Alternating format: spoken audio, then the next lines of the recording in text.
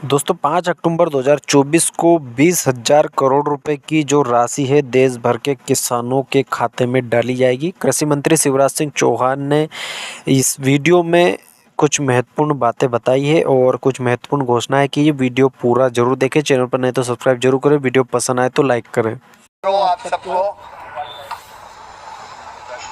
नवरात्रि की बहुत बहुत शुभकामनाएं। माता रानी सब पर कृपा और आशीर्वाद की वर्षा करे। पूरा देश इस समय भक्ति के भाव में डूबा है। कल हमारे प्रधानमंत्री नरेंद्र मोदी जी महाराष्ट्र के वाशिम से किसानों के खाते में जो प्रधानमंत्री किसान सम्मान निधि की 6,000 रुपए की राशि डाली जाती है, उसकी 2,000 की किस्त डालने वाले हैं। 20,000 करोड़ रुपए से ज्यादा कल किसानों के खाते में महाराष्ट्र के वाशिम से पूरे देश के किसानों के खाते में डाले जाएंगे। और कल और 1 लाख करोड़ रुपए की एक योजना को कैबिनेट ने मंजूरी दी है, जो किसानों के हित में है और हमारे खाद्य सुरक्षा को भी सुरक्षित करेगी। हमने 2 योजनाएं, एक प्रधानमंत्री राष्ट्रीय कृषि विकास योजना और दूसरी कृषि उन्नति योजना, ये 2 योजना बनाई है। इन योजनाओं में कुल मिला के 1,01,321 करोड़ 61 लाख रुपया खर्च होंगे। इन योजनाओं में मृदा स्वास्थ्य प्रबंधन, वर्षा आधारित क्षेत्र का विकास, कृषि वानिकी, परंपरागत कृषि को बढ़ावा देना, फसल अवशेष प्रबंधन, कृषि का यंत्रीकरण, पर ड्रॉप मोर क्रॉप,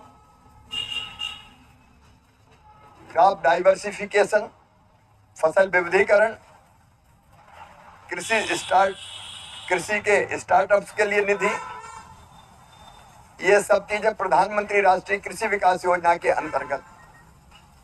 और कृषि उन्नति योजना में जो विशेष रूप से खाद्य सुरक्षा सुनिश्चित करेगी देश की, राष्ट्रीय खाद्य सुरक्षा और पोषण मिशन, राष्ट्रीय खाद्य तेल मिशन, अभी एक मैंने जो जिक्र किया राष्ट्रीय खाद्य तेल मिशन तिलहन, वो भी इसी में आएगा। एकीकृत बागवानी विकास मिशन, कृषि विस्तार पर उप मिशन, NER के लिए जैविक मूल्य श्रृंखला विकास मिशन और कृषि विपणन के लिए एकीकृत योजना, डिजिटल कृषि मिशन और कृषि जनगणना अर्थशास्त्र और सांख्यिकी, इस पर एकीकृत योजनाएं बनेंगी। इन योजनाओं को बहुत लचीला रखा गया है। पहले ये होता था कि केंद्र सरकार को योजना बना देती थी और सब राज्यों से कहती थी एक साथ एक जैसी लागू करो, लेकिन जो चीज असम में लागू होती है वो गुजरात में लागू नहीं होती। इसलिए राज्यों के ऊपर ये छोड़ा गया है कि वो जिस भी योजना को उपयोगी समझते हो अपने राज्य की आवश्यकता के हिसाब से वो उसको चुन सकते हैं। पहले एक योजना का पैसा दूसरी योजना में खर्च नहीं होता था, अब वो चाहें तो ये मना कर सकते हैं कि ये योजना हमें लागू नहीं करनी, इस योजना का पैसा हम केवल इस योजना में लगाएंगे। तो उनको ये स्वतंत्रता है कि जो चीज उनके लिए उपयोगी होगी, जो योजना, वो उसमें ज्यादा पैसा लगा सकेंगे। और स्वीकृति भी इन सब चीजों की एक साथ हो जाएगी, नहीं हर योजना के लिए अलग अलग जाना पड़ता था। इसके कारण दोनों काम होंगे, एक उत्पादन बढ़ेगा, किसानों की आय बढ़ेगी, दूसरे हमारी खाद्य सुरक्षा को हम सुनिश्चित करने का काम करेंगे। क्योंकि कल ही ये फैसला कैबिनेट ने किया तो मुझे लगा कि विस्तार से, बहुत विस्तार में तो मैं नहीं गया, लेकिन कम से कम किसानों तक ये बात पहुंचे कि ये योजनाएं हमारे लिए लागू की गई है। पिछले 120 दिनों में लगातार किसानों के हित में कई बड़े फैसले लिए गए हैं। और आगे भी लगातार ये फैसले जारी रहे। मित्रों, पिछले लगभग 120 दिनों में किसानों के कल्याण के लिए समर्पित मोदी सरकार ने प्रधानमंत्री जी के नेतृत्व में अनेकों किसान हितैषी फैसले किए हैं। आप जानते हैं, हमारी 6 सूत्रीय रणनीति उत्पादन बढ़ाना, उत्पादन की लागत घटाना, उत्पादन के ठीक दाम देना, प्राकृतिक आपदा अगर आए तो उस पर भरपाई करना,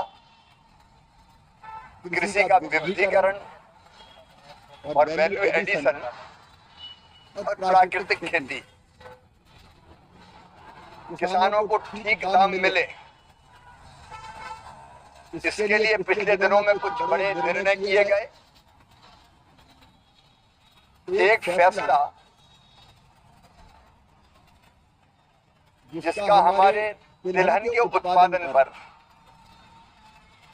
और उसकी कीमतों पर व्यापक असर पड़ रहा है, वो था कि देश में अब जो तेल आयात होंगे, पहले 0% इंपोर्ट ड्यूटी थी उन पर, लेकिन अब वो बढ़ के प्रभावी रूप से 27.5% हो गई है।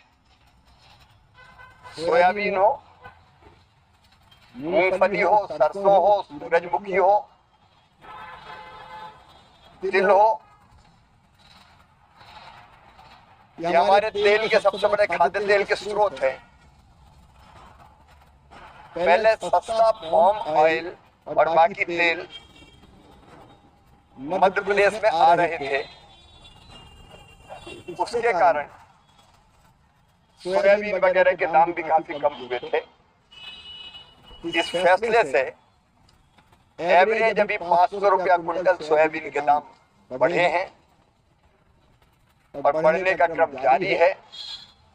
तो एक तरफ इंपोर्ट ड्यूटी बढ़ाकर विदेशों से आने वाले खाद्य तेल को जो लाना चाहते हैं उनको ज्यादा दाम देने पड़ेंगे, उससे हमारी मिलों को, हमारे किसानों को फायदा हो रहा है।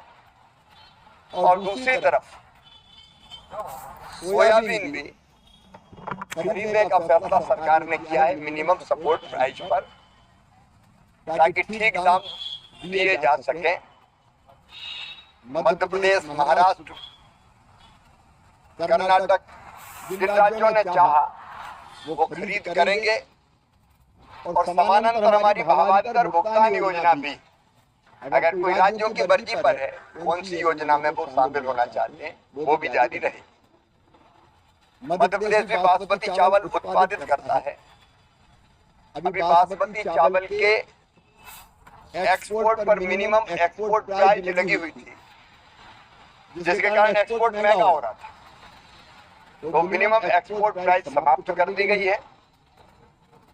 अब वैसे ही चावल निर्यात होगा, इससे बासमती के दाम बढ़ेंगे और गैर बासमती चावल पर से भी जो निर्यात पर प्रतिबंध था वो हटा लिया गया है। तो निर्यात के कारण भी धान के दाम बेहतर किसानों को मिलेंगे। प्याज की एक्सपोर्ट ड्यूटी प्याज पर भी 40% थी, वो घटा के 20% की गई है। ये सारे फैसले इसलिए किए गए कि किसानों को ठीक दाम मिल सके। वीडियो आपको कैसा लगा कमेंट करके ज़रूर बताएं और अन्य किसान भाइयों के पास वीडियो को ज़्यादा से ज़्यादा शेयर करना ना भूलें।